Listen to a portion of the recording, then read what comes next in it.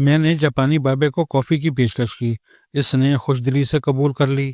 میں نے coffee shop سے 2 کپ لیے، ایک اس کے ہاتھ میں دے دیا اور دوسرا خود لے لیا، اور وہ لرزتی آواز میں سامورائی بادشاہوں کے قصے سنانے لگا۔ سامورائی کی پرورش اور ٹریننگ کیسے ہوتی تھی، وہ کھاتے کیا تھے، اور وہ لڑتے بھڑتے کیسے تھے، وہ تفصیل سے بتاتا جا رہا تھا۔ 90% الفاظ میرے پلے نہیں پڑ رہے تھے۔ اس کی زبان اور الفاظ پر بڑھاپا غالب آ چکا تھا، مگر میں اس کے باوجود اطمینان سے سنتا رہا۔ لیکچر کے آخر میں اس نے مجھ سے سوال شروع کر دیے۔ اس کا پہلا سوال تھا، پاکستان کی آبادی کتنی ہے؟ میں نے جواب دیا، ہم 25 کروڑ ہیں۔ اس نے حیرت سے دہرا دیا، 250 ملین پیپل، او مائی گاڈ۔ وہ دیر تک 250 ملین کا فگر دہراتا رہا اور پھر رک کر پوچھا، اور ان میں جوان کتنے ہیں؟ میں نے جواب دیا، 65%۔ اس کی حیرت میں اضافہ ہو گیا اور وہ پھٹی پھٹی نظروں سے میری طرف دیکھتا چلا گیا، جبکہ میں کھڑا ہو کر مسکراتا رہا۔ وہ سکتے سے باہر آیا اور اس نے وہ آخری سوال پوچھ لیا جس نے میرے چھکے چھڑا دیے۔ اس نے پوچھا، تم لوگ اس کے باوجود غریب کیوں ہو؟ میں شرمندہ ہو گیا۔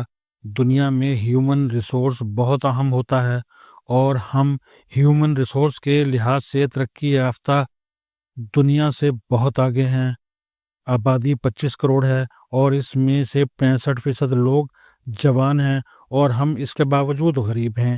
کیا یہ واقعی حیران کن بات نہیں؟ کیا ہمیں اس پر ماتم نہیں کرنا چاہیے؟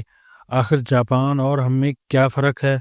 کیا قدرت نے انہیں خصوصی زمین اور موسم دیے ہیں، یا انہیں بڑا دماغ اور بڑا جسم دے کر دنیا میں بھجوایا ہے، اور ہم قد، وزن اور دماغ میں ان سے چھوٹے ہیں، اور ہماری مٹی مٹی، سورج اور موسم نہیں ہے، اور ہمارا پانی کم گیلا اور دھوپ کم دھوپ ہے؟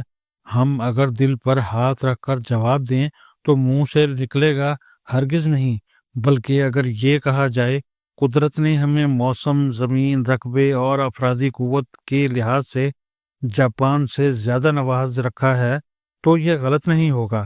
جاپان میں روزانہ زلزلے آتے ہیں، اس کے نیچے آتش فشاں بھی ہیں، اور یہ آتش فشاں کسی بھی وقت پورے ملک کو اڑا دیں گے۔ دوسرا، یہ دنیا کا واحد ملک ہے جس نے 2 ایٹم بم سہے ہیں، اور یہ 78 برسوں میں اپنی فوج بنا سکا، ایئر فورس اور نہ ہی نیوی، اور یہ آج بھی امریکہ کو ہر سال اپنی حفاظت کا کرایہ ادا کرتا ہے، لیکن یہ اس کے باوجود دنیا کی چوتھی اقتصادی طاقت ہے۔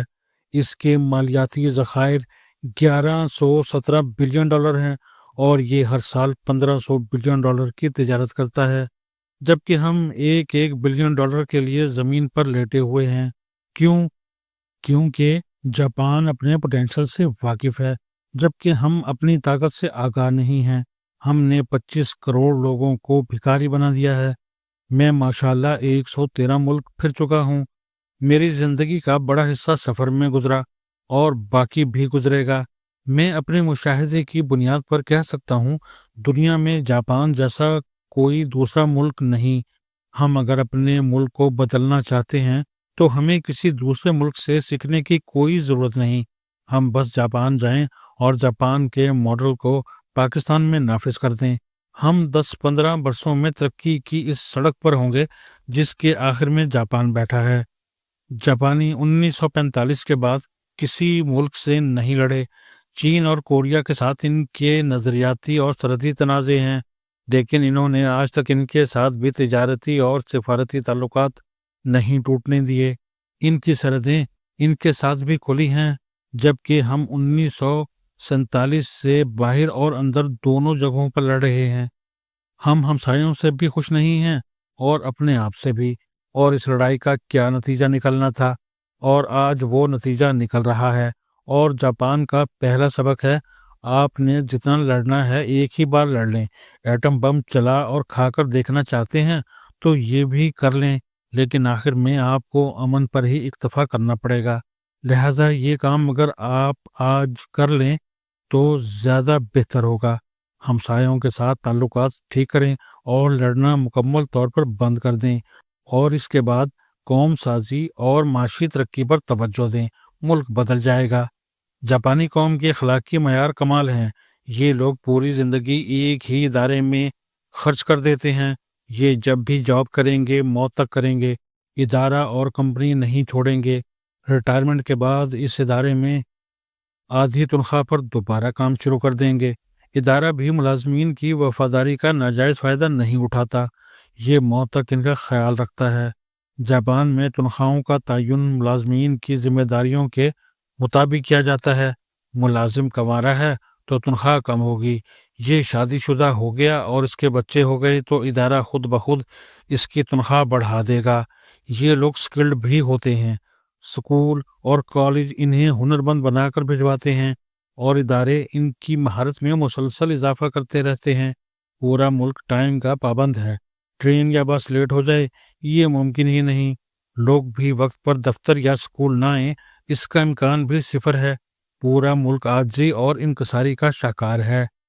آپ جس شخص کو مخاطب کریں گے وہ آپ کے سامنے جھک جائے گا اور ہاتھ باندھ کر کھڑا ہو جائے گا۔ آپ کو پورے ملک میں کوئی تنی ہوئی گردن یا اکھڑا ہوا لہجہ نہیں ملے گا۔ لوگ چھوٹے گھروں میں رہتے ہیں۔ ہونڈا کمپنی کے مالک کا گھر صرف 16 مرلے کا ہے اور یہ بھی اپنے گھر کی صفائی خود کرتا ہے۔ ٹویوٹا کے نام پر پورا شہر آباد ہے۔ یہ دنیا کی سب سے بڑی کار ساز کمپنی ہے۔ 1 منٹ میں ایک گاڑی مکمل کرتی ہے، لیکن اس کا مالک بھی چھوٹے سے گھر میں رہتا ہے اور آپ کو جھک کر ملے گا۔ پورے ملک میں ہارن کی آواز نہیں آتی۔ آپ کسی طرف نکل جائیں آپ کو ٹریفک کا شور سنائی نہیں دے گا۔ یوں محسوس ہوتا ہے جیسے جاپان کے انجن آواز ہی نہیں دیتے اور گاڑیوں میں ہارن نہیں لگائے جاتے۔ تعمیر کے دوران بھی آوازیں نہیں آتی، آپ کو پتہ ہی نہیں چلتا اور آپ کے ہمسائے میں 20 منزلہ عمارت کھڑی ہو جاتی ہے۔ ڈرائیونگ لائسنس بہت مشکل اور مہنگا ہے۔ فیس تقریباً لاکھ ین ہے اور یہ بھی معمولی سی خلاف ورزی پر چھن جاتا ہے اور اسے وزیر اعظم بھی بحال نہیں کر سکتا۔ یہ لوگ اپنے گھروں اور گاڑیوں کی صفائی خود کرتے ہیں۔ دفتروں میں بھی ہاتھ سے صفائی کریں گے۔ میں نے ایئرپورٹ پر بیگ ریپ کرانا تھا، مشین کے سامنے 7 بجے کا ٹائم لکھا تھا، میں قطار میں کھڑا ہو گیا۔ 6:30 بجے ایک خاتون آئی، اس نے مشین کے اوپر سے کور اتارا، باقی تمام لوازمات پورے کیے اور 7 بجنے سے 3 منٹ پہلے مشین مین پہنچ گیا اور اس نے ٹھیک 7 بجے کام شروع کر دیا۔ اور یہ ایک چھوٹی سی مثال ہے۔ آپ جاپان میں کسی جگہ چلے جائیں، جس دفتر کے سامنے جو ٹائم لکھا ملے گا وہ عین اس وقت کھلے گا اور عین وقت پر بند ہوگا۔ ان کی خوراک بھی انتہائی سادہ اور تھوڑی ہوتی ہے۔ جاپانی چاول کھاتے ہیں۔ ان کے چاولوں اور ہمارے چاولوں میں یہ فرق ہوتا ہے، ہمارے چاول کری کے بغیر نہیں کھائے جا سکتے، جبکہ جاپانی چاول لیسدار ہوتے ہیں اور یہ سادے بھی کھائے جا سکتے ہیں۔ جاپان میں آج بھی کیبل نہیں ہے، چھتوں پر انٹینے لگے ہیں، صرف 9 ٹی وی چینلز ہیں اور یہ بھی سیاسی کم اور سماجی خبریں زیادہ نشر کرتے ہیں۔ جاپانی ٹی وی اور سوشل میڈیا کے بجائے پڑھنا زیادہ پسند کرتے ہیں۔ آج بھی ڈیلی یمیوری دنیا میں سب سے زیادہ شائع ہوتا ہے اور ہر شخص اسے خریدتا اور پڑھتا ہے۔ اوساکا اور ٹوکیو میں کتابوں کے باقاعدہ پلازے ہیں اور ان میں دنیا جہاں کی کتابیں ہیں۔ یہ بچوں کا بہت خیال رکھتے ہیں، انہیں دیکھ کر ٹریفک رک جاتی ہے۔ بچوں کے لیے لازم ہے یہ جب سڑک کراس کریں تو اپنا ایک ہاتھ فضا میں اٹھا لیں تاکہ ڈرائیور کو بچہ نظر آ سکے۔ یہ لوگ نیو ایئر پر کلب نہیں جاتے، ٹیمپل جاتے ہیں اور دعاؤں سے نئے سال کا آغاز کرتے ہیں۔ بخار میں آئس کریم کھاتے ہیں اور ٹھیک ہو جاتے ہیں۔ خواتین اپنے خاوندوں سے بہت وفادار ہوتی ہیں، چنانچہ طلاقوں کی اوسط بہت کم ہے۔ جاپانی بزنس فرینڈلی بھی ہیں، کوئی کاروبار بند نہیں ہونے دیتے۔ اوساکا شہر میں حکومت نے سمندر کے کنارے 15 کلومیٹر کا علاقہ 3 بڑے بزنس گروپوں کو الاٹ کر دیا تھا۔ ان تینوں نے مل کر وہاں نیا شہر آباد کر دیا۔ یہ علاقہ سانگیا کہلاتا ہے، اس کا مطلب 3 ہوتا ہے۔ یہ غلطی اگر پاکستان میں ہو گئی ہوتی تو آج تینوں خاندان اجازت دینے والوں کے ساتھ جیلوں میں ہوتے اور پورا ملک انہیں گالیاں دے رہا ہوتا، جبکہ جاپان میں ایسے لوگوں کو محسن سمجھا جاتا ہے اور انہیں ایوارڈز دیے جاتے ہیں۔